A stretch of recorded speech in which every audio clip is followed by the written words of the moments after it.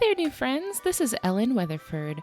Do you like animals? Do you enjoy arbitrarily rating things out of 10? Can you tolerate puns? If so, join me and my husband Christian over at Just the Zoo of Us for a weekly review of your favorite animal species. Just the Zoo of Us is available on Spotify, iTunes, and other podcast apps. You can find us at anchor.fm/justthezooofus. See you soon. The folklore in Kid Cryptid wouldn't exist if it weren't for the rich history and vibrant cultures these stories come from. While we do our best to provide accurate information, we recognize that we are, at best, amateurs here. This podcast is best considered for entertainment purposes only, and it comes from a place of love and respect for the peoples behind the lore. Now, on with the show.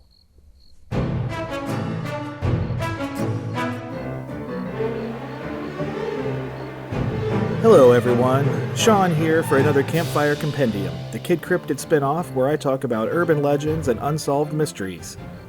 So lock the door and turn off the lights because here we go. Early in the morning of April 4th, 1922, several men from the village of Kaifeck, Germany gathered outside the farmstead of Andreas Gruber. No one had seen Andreas, nor any members of his family for days, and the townsfolk had decided to check on them.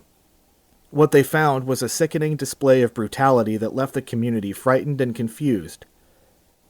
In the barn, they found the bodies of Andreas, his wife Cecilia, their adult daughter Victoria, and her daughter Cecilia. They had been hacked to death by a mattock, which is a tool very similar to a pickaxe. Inside the house, they found the bodies of housekeeper Maria Baumgartner and Victoria's 2-year-old son, Josef. They, too, had been bludgeoned to death. And so began an investigation that remains unsolved to this day. By all accounts, the Grubers were not especially popular. They lived some distance out of town on an isolated farm known as Hinterkaifeck, where they mostly kept to themselves except for occasional trips for necessities or to attend church. Andreas was known to have a temper and for being cantankerous at best, and it wasn't uncommon for people to notice Cecilia covered in bruises from her husband. Despite having numerous children, only Victoria survived to adulthood, and there were rumors that the others had been killed as a result of Andreas's abuse. If that weren't enough, it was also rumored that Andreas was really the father of Victoria's young son. Despite all this, people took notice when Andreas came to town one day with stories about odd things that had been happening around the farm. He mentioned that he had found footprints in the snow leading from the woods to the farmstead, but they didn't ever turn back. He had also found a newspaper in the house that no one in the family had purchased. At another point, his house keys went missing. All searches around the property failed to turn up the cause of all the happenings, though he did find some damage to the tool shed where it looked like someone had tried to break in.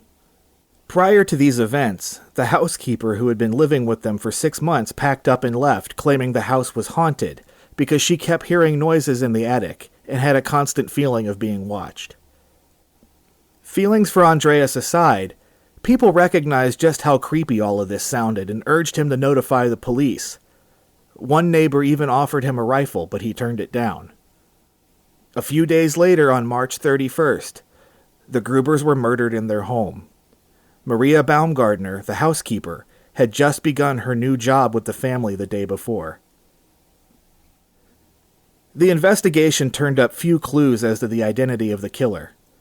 Several other chilling details were determined, however.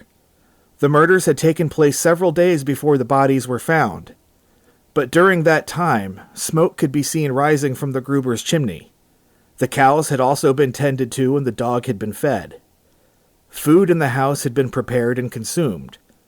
Whoever had committed the murders stayed in the house, going about their business as a normal person living on a farm. So who killed the Grubers? That's the million-dollar question. Several theories have been posed, but none have borne anything conclusive. The first guess was that Victoria's husband had returned and murdered the family when he saw little Josef. He had been reported killed in action during the war, but his body was never found. People believe that this left a chance for him to really be alive and capable of doing the deed. The second guess fingered Lorenz Schlittenbauer. He had been involved with Victoria at some point, and she even listed him as the father on Yosef's birth certificate. But if that were the case, what was the motive for killing the rest of the family? And murdering his supposed child? It's easy to look at Schlittenbauer as an angry ex-lover, but evidence connecting him to the crime is weak at best. A current theory suggests that it was a man named Paul Mueller, who had actually been a serial killer in the U.S. Several similar murders took place in the early 1900s where entire families were killed, and the guilty party seemed to linger at the scene for some time after. The murders abruptly stopped as authorities began to close in on Mueller, and it is suspected that he returned to Germany. While no physical evidence puts Mueller at the scene, the whole event matches his profile. If it was him, though, what made him stop after this? With such a history of repeated behavior, it seems a bit strange that he would just stop after resuming his old habits. And so the mystery of Hinterkaifeck lives on. It's likely we'll never know who did it or why, but the brutality and shocking nature of the murders continues to hold on, demanding that we keep trying. And that's going to do it for this week's episode. Once again, I'm Sean, and you've been listening to Campfire Compendium. Until next time.